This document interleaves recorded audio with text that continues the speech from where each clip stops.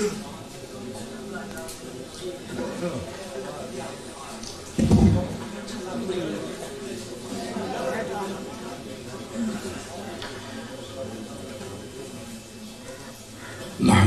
ونصلي على رسوله الكريم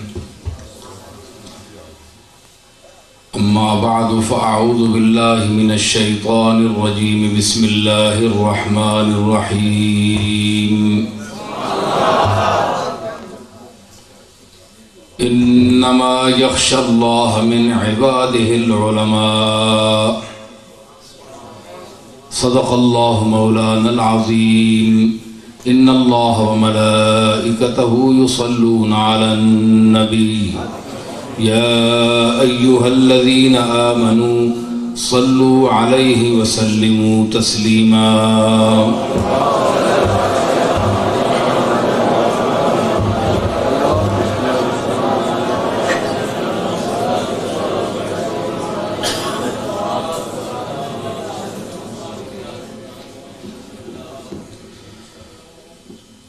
حاضرین گرامی قدر، علماء ذی وقار،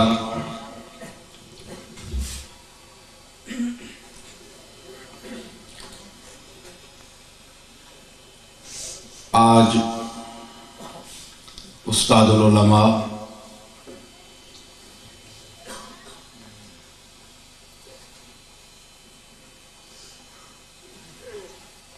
اور تمام علوم مروجہ کے ایک بحر ناپیدا کنار، بحر زخار، اقلیم درس و تدریس کے تاجدار،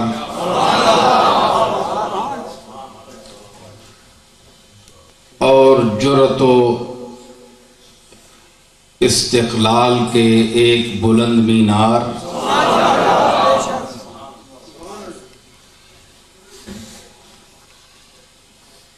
حضرت دھمن چھوٹا سا گاؤں، غیر معروف جگہ، مگر اس میں ایک ایسی شخصیت پیدا ہوئی کہ جس نے اپنے علم اور کمالات فطریہ اور وہبیہ کے حوالے سے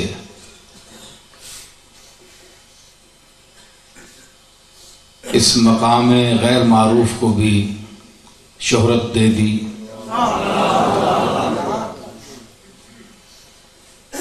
میں تو ایک بندہ ناچیز ہوں،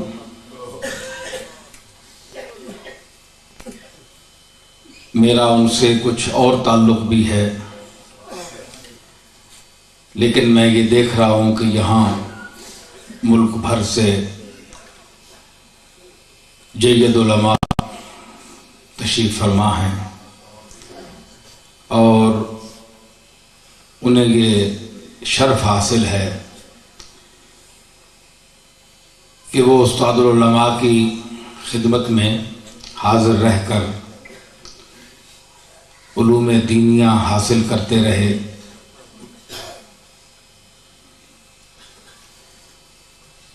اور آج تک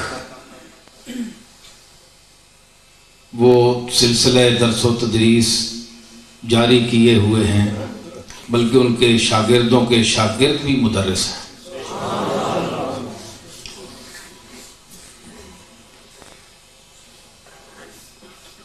مجھ سے پہلے محترم مولانا اشرف سیالوی صاحب نے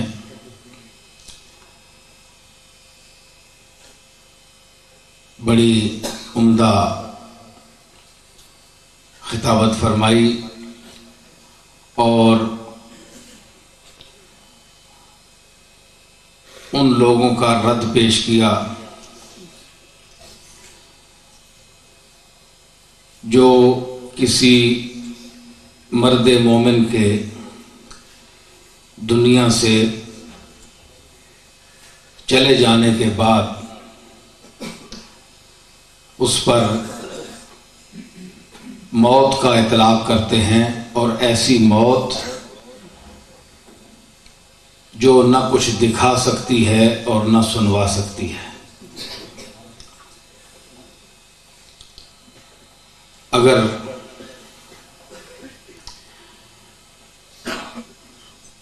مولانا یہ سب باتیں اپنی طرف سے کرتے تو آپ کو بھی اعتراض کا حق تھا اور مجھے بھی،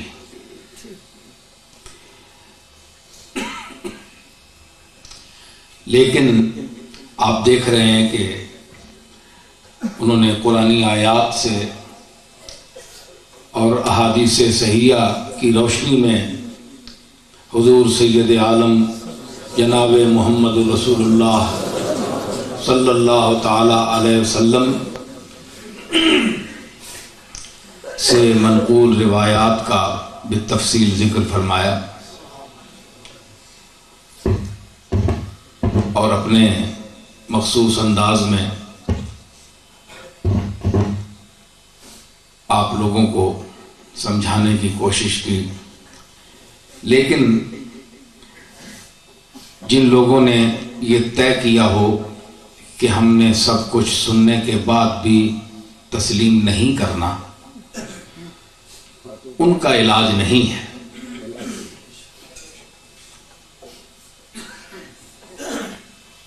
یہ اصل ایک ضد ہوتی ہے، کچھ پارٹی بازی ہو جاتی ہے، مختلف مکاتب فکر کا اپنا اپنا نقطہ نظر ہوتا ہے، دلائل پیش کیے جاتے ہیں، لیکن یہاں جو دلائل پیش کیے گئے یہ ایسے دلائل ہیں کہ ان پر اگر وہ ٹھنڈے دل سے غور کریں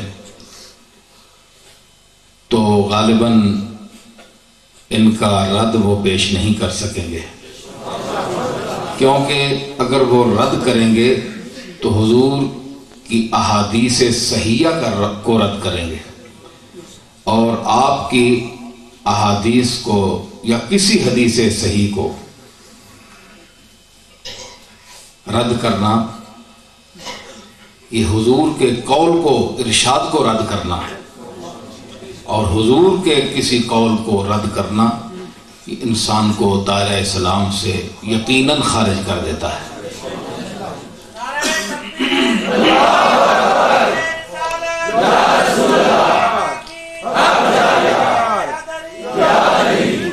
بات چلے گی، لیکن آپ بات چلائیں گے تو بات چلے گی۔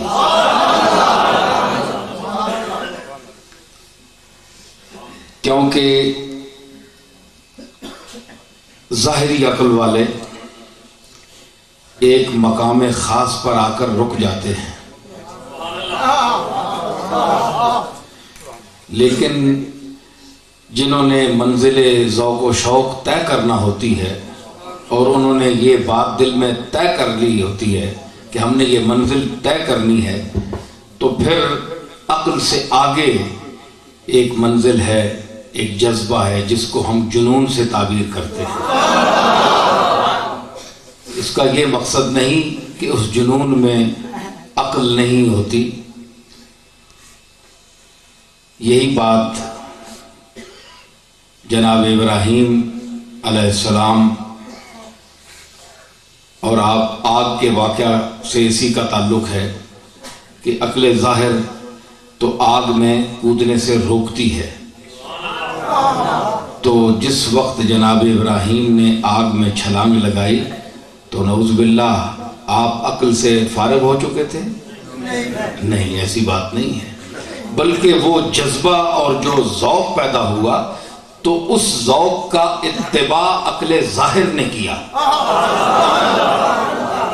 وہ جو عقل کے بعد ایک ذوق پیدا ہوتا ہے کہ اللہ کے حکم اور اللہ کی ذات پر بھروسہ اور توکل، ایمان، وہ جو ایک جذبہ اور ذوق پیدا کرتا ہے اس کا پھر اتباع عقل کرتی ہے. وہ جذبہ آگے آگے ہوتا ہے اور عقل اس کے پیچھے پیچھے جاتی ہے.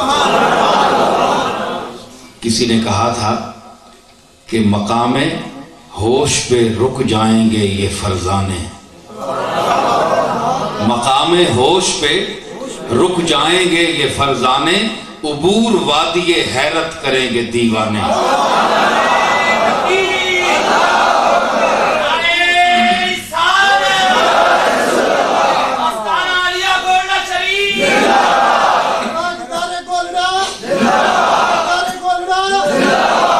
تو آپ مجھے یہ ذوق و شوق کے مراحل اگر اس جنون اور ان وجدانی کیفیات کے ساتھ طے کروائیں گے تو میں آپ کو بھی اس ذوق کے ساتھ لے کر چلوں گا.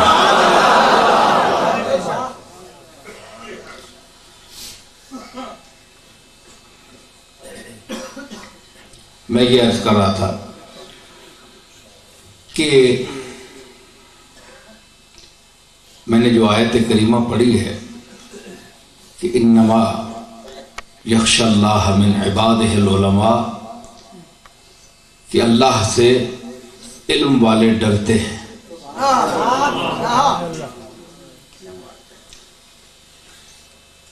چھوٹا سا جملہ ہے آیت کریمہ کا، انما یخشی اللہ من عبادہ العلماء.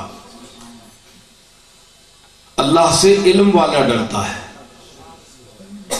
یعنی جو نہیں ڈرتا اس میں علم نہیں ہے، اور جو جتنا ڈرتا ہے اس میں اتنا ہی علم زیادہ ہوتا ہے.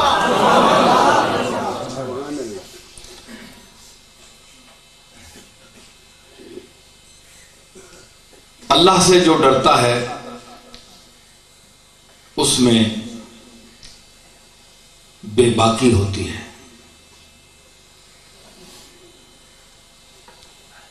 اس لیے کہ اللہ ظالم نہیں ہے، اور جو کچھ اللہ کسی سے سلوک کرنا چاہتا ہے صلے کی صورت میں، جزا کی صورت میں یا سزا کی صورت میں، تو اسے روک کوئی نہیں سکتا. تو اسی لیے لوگوں نے کہا، داناؤں نے، کہ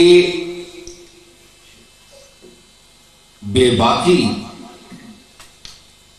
علم میں بے باکی چاہیے کہ آپ صاف اور سچی اور سیدھی بات برملا کہہ سکیں جو آپ نے پڑھی ہے، اور آپ اس پر یقین کی حد تک حاوی ہیں، اس پر، اس کو برملا کہیں. مولانا عطا محمد صاحب رحمت اللہ علیہ میں یہ خاص بات تھی اور خصوصیات بھی تھی، چونکہ یہ محفل ان کے حوالے سے بھی ہے. تو میں گولڈے سے یہاں آیا تو مولانا کی محبت اور میرے جد امجد حضرت پیر میرے علی شاہ صاحب رحمت اللہ علیہ سے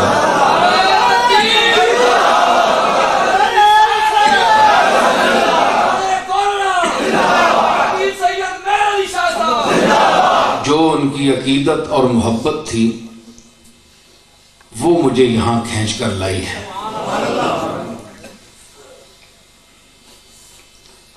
جو گھر سے کبھی نکلے ہی نہ تھے، کوچے میں وہ تیرے پھرتے ہیں. تو یہ کچھ باتیں، کچھ یادیں اور کچھ حوالے ہیں ایسے کہ جن حوالوں کے تحت میں یہاں پہلے بھی آیا اور اللہ نے زندگی رکھی تو حاضری ہوتی رہے گی. تو ان میں خاص بات یہ تھی، علماء تو بہت ہیں، ہزاروں ان کے شاگرد بھی ہیں اور دنیا میں بھی علماء ہیں اور بڑی بڑی بے باکیاں بھی دکھاتے ہیں، मौलवी बेबाकी भी दिखाता है, मगर इसकी बेबाकी मौका शनास होती है। मैं माजरत के साथ आप लोगों को नहीं कह रहा, मैं जनरल बात कर रहा हूं, आप में से किसी को नहीं कह रहा। तो ये मौका शनास बेबाक होते हैं, जहां इनसे इनको कुछ मिलता है, जिसका खाते हैं उसका गाते हैं,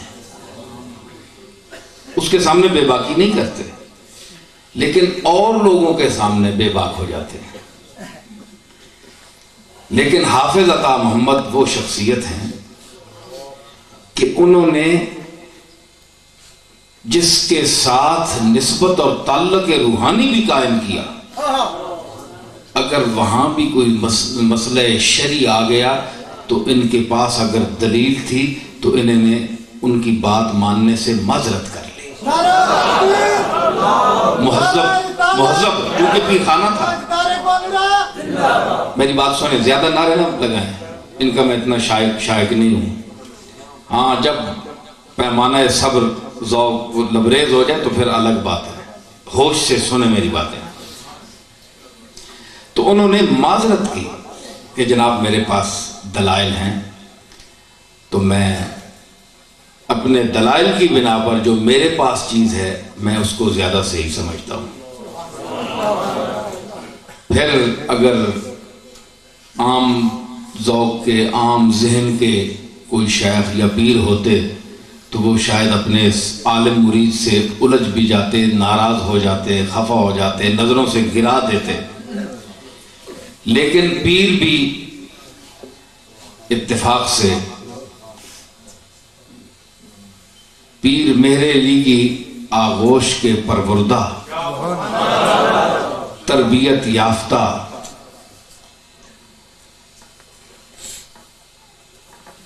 हजरत बाबूजी रहमतुल्लाह अलैह मेरे जद्दे अमजद, वो इसकी कदर करते थे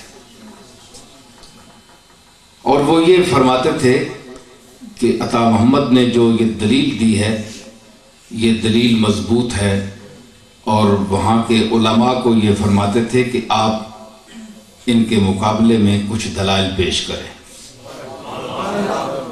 अगर दलाइल पर फैसला होगा, अगर आपके दलाइल मजबूत हैं तो फैसला आपके दलाइल पर होगा, वरना मौलाना अता मोहम्मद साहब की बात पर फैसला होगा। वरना आम आदमी कोई होता वो कहता कि तुम्हारी जरूरत क्या है कि तुम यहाँ हमारे मामलात में या हमारे नुक्ता नज़र के मुखालफत कर रहे हो। तो इतनी वुसअत थी उनमें, इज्जत करते थे। आज कौन पीर है, कौन आलिम दीन ऐसा है कि जिसकी बात को अगर रद्द कर दिया जाए तो वो बरमला उसका इजहार न कर दे, वो अपने खिताब में उसका इजहार न कर दे, निजी महफिल में न कर दे, और अपनी तहकीक को हरफ आखिर करार दे। जाए कि एक शेख जो लाखों मुरीदों का पीर हो, दौलत दुनिया भी जिसके पास हो, इज्जत भी हो, शोहरत भी हो, सब कुछ हो, अल्लाह ने अता किया हो, तो ऐसा आदमी अगर किसी साहिब इल्म की इज्जत और कदर करे, इख्तिलाफ के बावजूद, मसाइल में इख्तिलाफ है लेकिन चूंकि शरी दलाइल की वजह से इख्तिलाफ है, इसलिए मेरे दादा हजरत बाबूजी, जो शख्स शरी दलील पेश करता था आप खामोश हो जाते थे। और फिर हालांकि अब मुझ पर काफी लोग एतराज भी करते हैं, बात भी करते हैं, लेकिन मैं आपको बताऊं कि मेरे जद्दे अमजद हजरत बाबूजी रहमतुल्लाह अलैह के पास कट्टर किस्म के देवबंदी भी आते थे, वहाबी देवबंदी, दरगाहों मज़ारों के मुनकर, वो भी आते थे, बात करते थे, बुजुर्गों पर एतराज करते थे, सवाल करते थे, मगर वो कभी ची बजबी नहीं हुए, कभी ची बजबी। ये सूफी है, یہ مسلب ہے صوفی کا. میں نے کیا کہا؟ یہ مشرب ہے صوفی کا. مولوی کا مشرب ہے کہ وہ گلے پھاڑ پھاڑ کر جواب دے گا، تند و تیز لہجے میں اس کی باتوں کو رد کرے گا، اس کو کافر قرار دے گا، سب کچھ کرے گا. لیکن صوفی جو ہے اس نے وہی بات اندر رکھی ہوئی ہے، لیکن جو لہجہ ہے اس کا لہجہ رسالت مآب کے لہجے سے ملتا ہے. وہ عکس ہے حضور کی تعلیم کا. جدال بھی کرو، مقابلہ بھی کرو، مناظرہ بھی کرو، تو اس میں اپنے علمی تفوق کو ثابت کرنے کے لیے بات نہ کرو کہ میں بہت بڑا علامہ ہوں. ہو سکتا ہے جس آدمی سے تم مقابلہ کر رہے ہو اس کو ہزاروں ایسی باتیں پتہ ہوں جنہیں تمہیں خبر ہی نہیں، اس کی ہوا بھی نہیں لگی. تم اپنے آپ کو علیم الخبیر کیوں سمجھتے ہو؟ تمہاری کیا حیثیت ہے؟ 2-4 لفظ پڑھنے سے انسان کلی علوم پر حاوی تو نہیں ہو جاتا. تو صوفیاء کی تعلیم کیا تھی کہ اپنے بزرگوں کے خلاف منہ پر سنتے تھے، لیکن ان کو کبھی یہ نہیں کہا کہ تم بکواس کرتے ہو، بکتے ہو، تم مرتد ہو، منکر ہو، مردود ہو، جاؤ دفاؤ، نکل جاؤ تمہیں ہمارے دربار سے. نہیں، اگر کوئی بات ہے اس کا اعتراض رفع کرتے تھے، کیونکہ اعتراض رفع کرنے کے لیے بھی پہلے علم چاہیے. وہ پیر اعتراض رفع کر سکتا ہے جو صاحب علم ہو، جس کے پاس کچھ علم ہو. ہمارے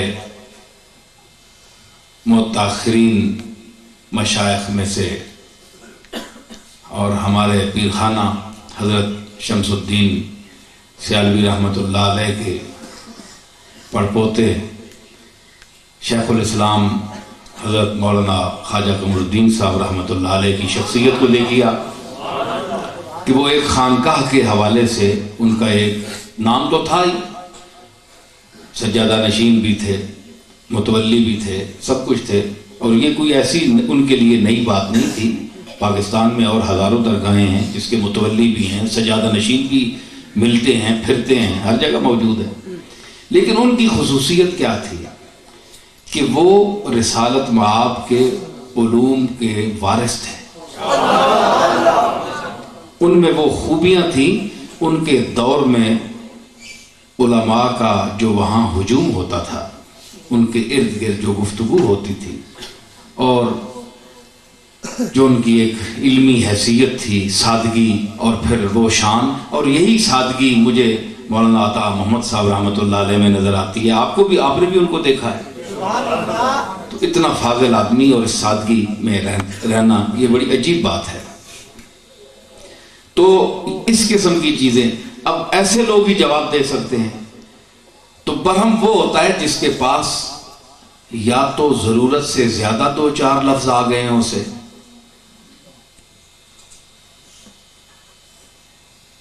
تھیلی نکی ہوئے تے روپیہ پہ آئے، پیسے علی تھیلی چ روپیہ پہ آئے.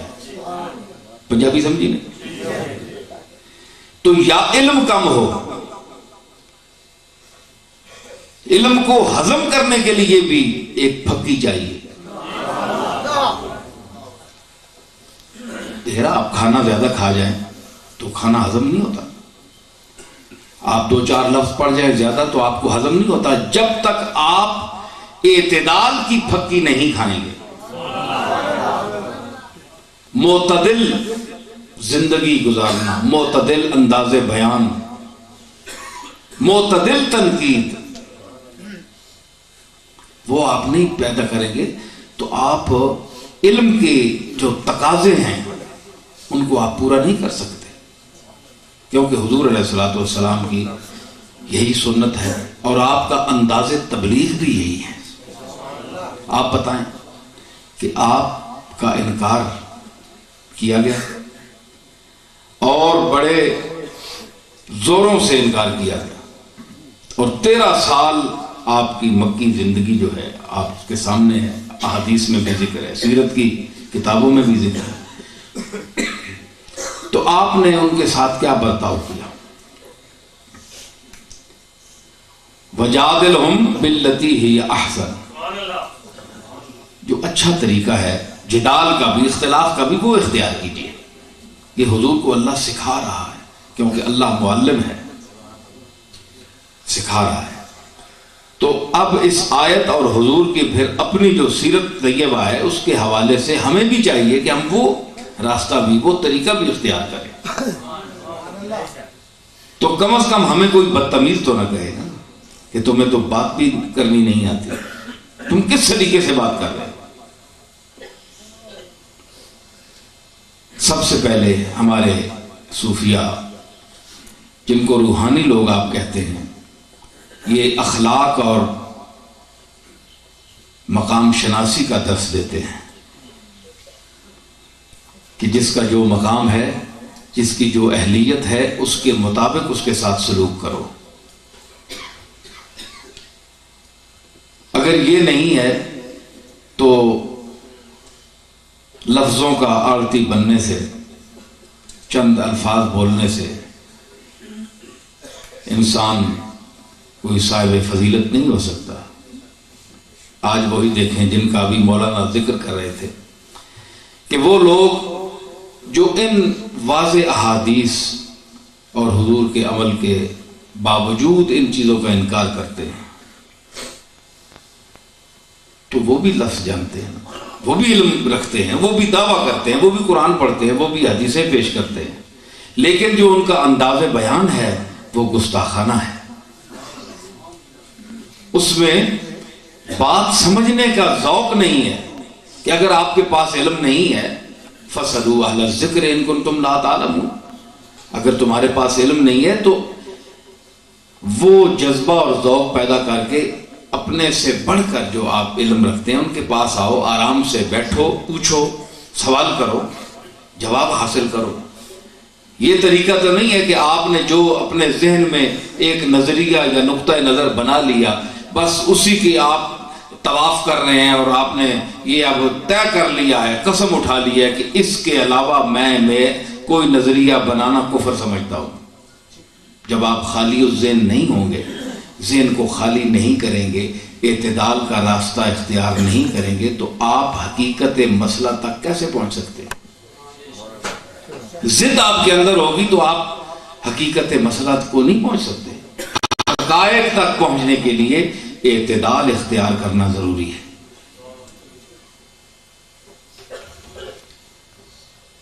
یہی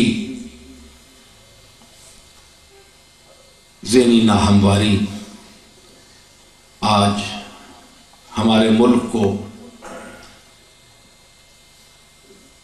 تباہی کے دہانے پر لے آئی ہے۔ دہشت گردی شروع ہو گئی، قتل و غارت اور کفر و فسوق کے فتوے، زبان درازی، الزام تراشی، طعنہ و تشنیع کے نشتر، باہمی تکفیر کا سلسلہ۔ تو اس کی وجوہات کیا ہیں؟ یہی وجہ کہ مختلف مسالک معرض وجود میں آ گئے۔ مسالک کا معرض وجود میں آنا کوئی بری بات نہیں ہے، ایک نقطہ نظر ہے، آپ کا اور ہے، میرا اور ہے،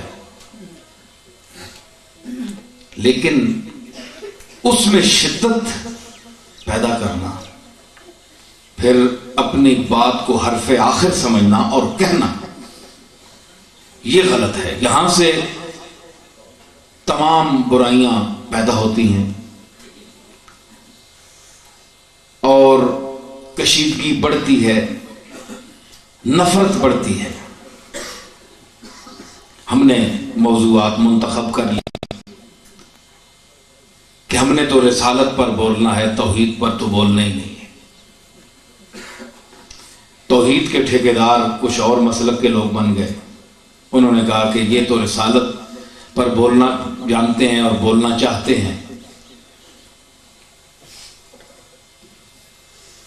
اور ان کا کہنا تو یہ ہے یہ اس لیے بولتے ہیں کہ اللہ کے نام پر تو ان کو کوئی دیتا نہیں ہے، رسول کے نام پر ان کو پیسے ملتے ہیں، اس لیے یہ بولتے ہیں۔